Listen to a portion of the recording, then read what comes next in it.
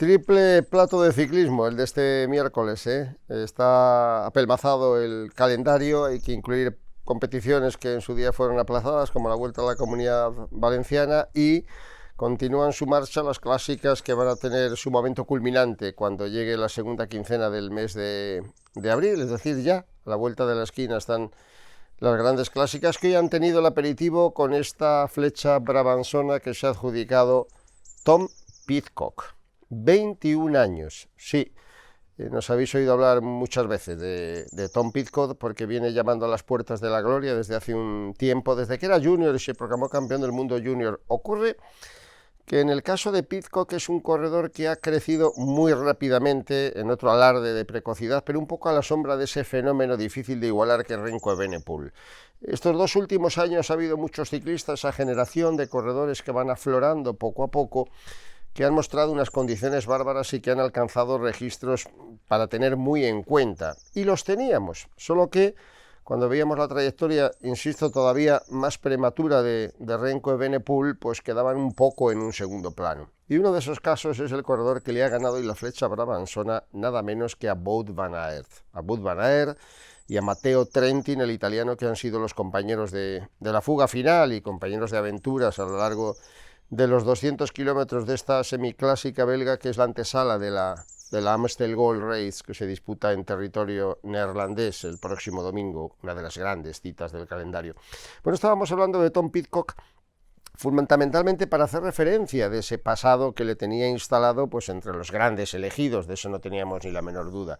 Bueno, de hecho, la primera duda que se despeja es cuando sabes que pertenece a Ineos y que Ineos lo fichó del equipo de Wiggins, de la categoría sub-23, un corredor completísimo, un corredor con unas condiciones difíciles de igualar. Es posible que Evenepoel tenga también esas y mejores condiciones, al menos las ha atesorado, pero tan completo como Pidcock.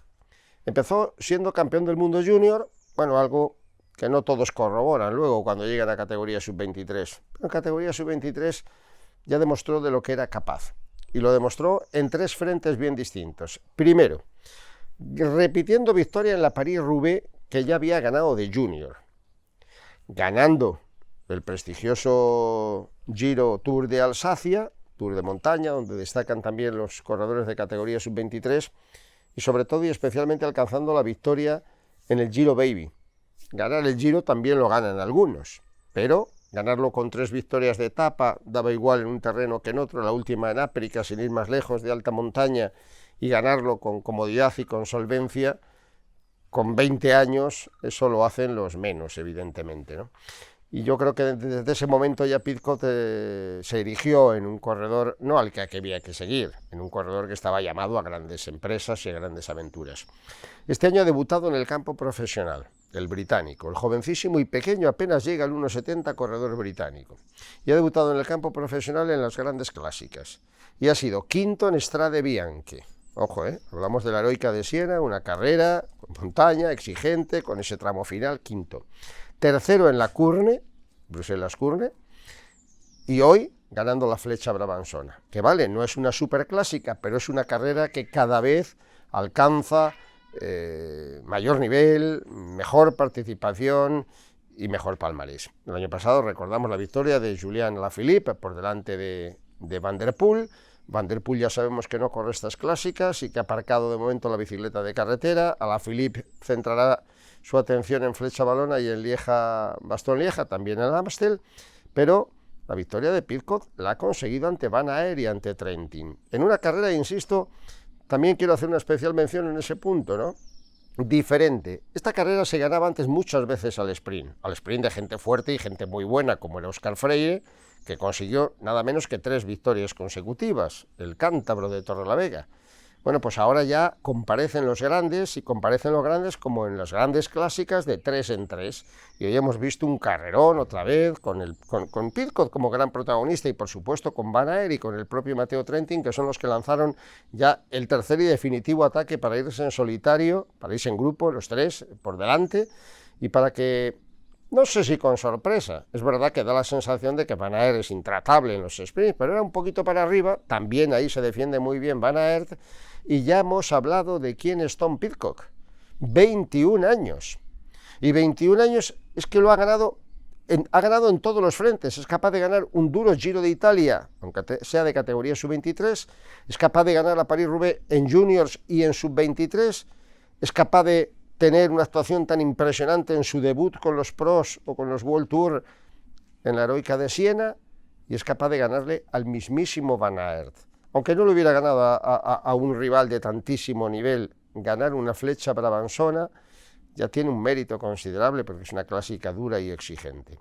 O sea que podríamos decir que es uno más. No es uno más. Pidcock está llamado a ser un fenómeno porque tiene unas condiciones bárbaras y porque el margen de mejora o de progreso se supone que es muy notable y tiene que tener una presencia enorme muy cerca, porque ya lo habíamos dicho en las pruebas del ciclocross y demás, es que andaba cerquita de Van Aert y de Van der Poel, era un poco el tercero en discordia.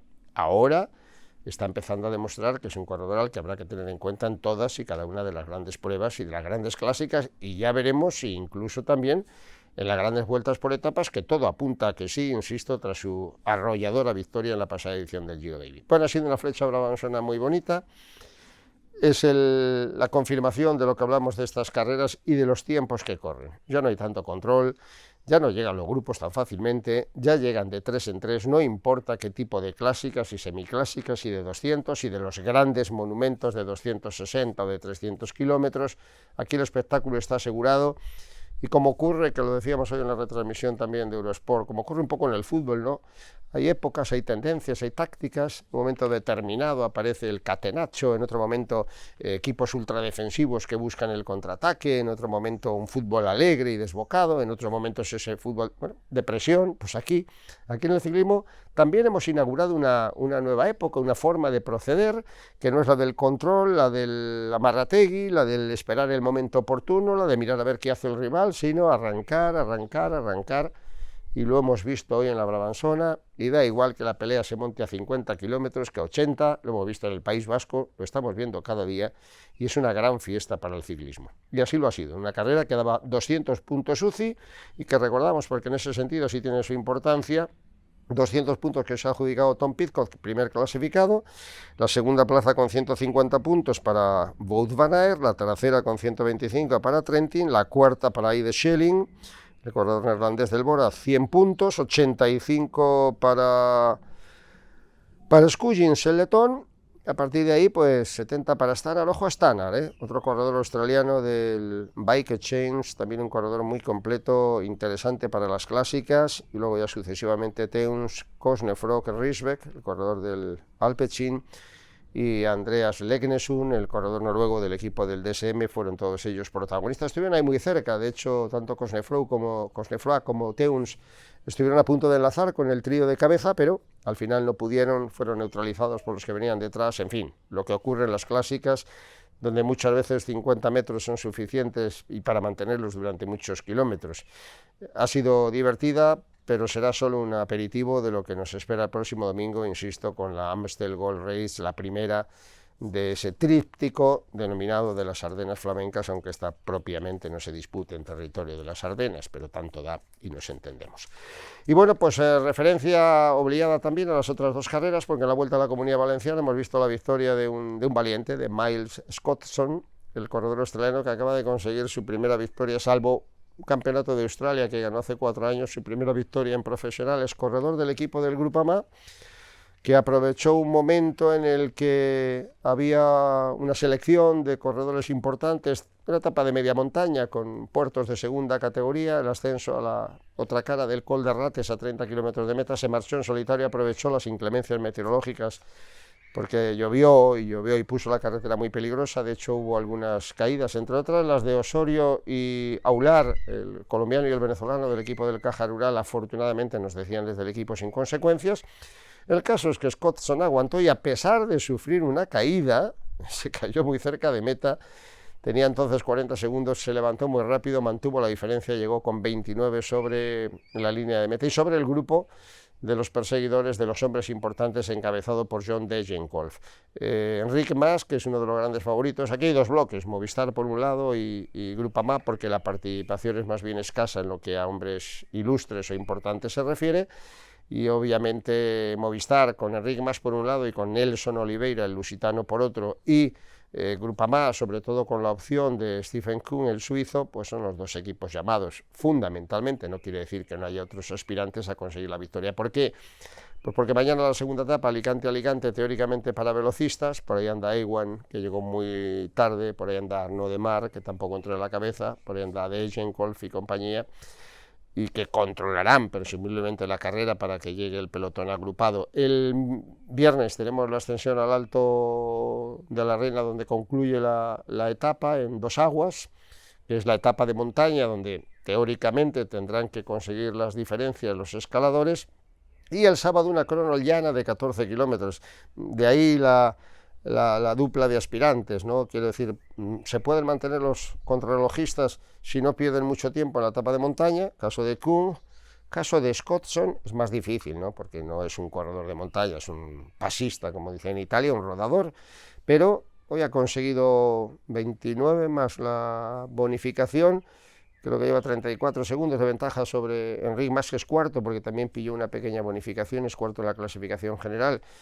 Claro, Scottson es otro magnífico contrarrelojista que también va a cobrar una renta importante a los escaladores en la etapa del sábado, 14 kilómetros, y ahí es donde precisamente entra en juego la opción de Nelson Oliveira, el portugués de Movistar, de ser protagonista de la carrera, porque también puede hacer una gran crono y también se puede aguantar entre los mejores. Y en esa crono, visto lo visto, aunque no sea el mismo recorrido que en el País Vasco, pero en 14 kilómetros se puede meter una pila importante de segundos, incluso un minuto, que los escaladores como Enric Mas tratarán de contrarrestar en la etapa previa, la etapa del viernes. Por cierto, especial mención para Abner González, porque el puertorriqueño, el boricua, un chaval jovencísimo de 20 años que corre con Movistar, ha pasado a profesionales este año a categoría élite, tuvo un comportamiento fantástico y saltó, de hecho, a rueda de Scottson, no pudo porque las curvas y el piso estaba muy peligroso y o le faltaron fuerzas o le faltó el riesgo que no podía asumir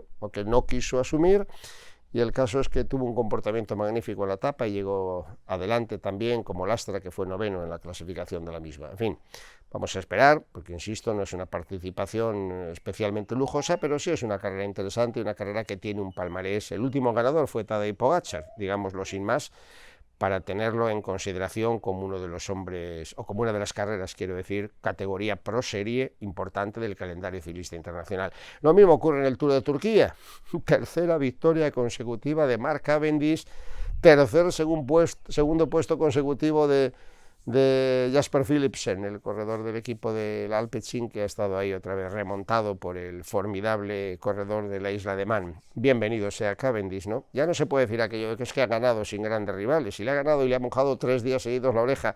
No digo ya un Greipel que está en el otoño de su carrera, sino a un corredor como Philipsen, muy buen velocista.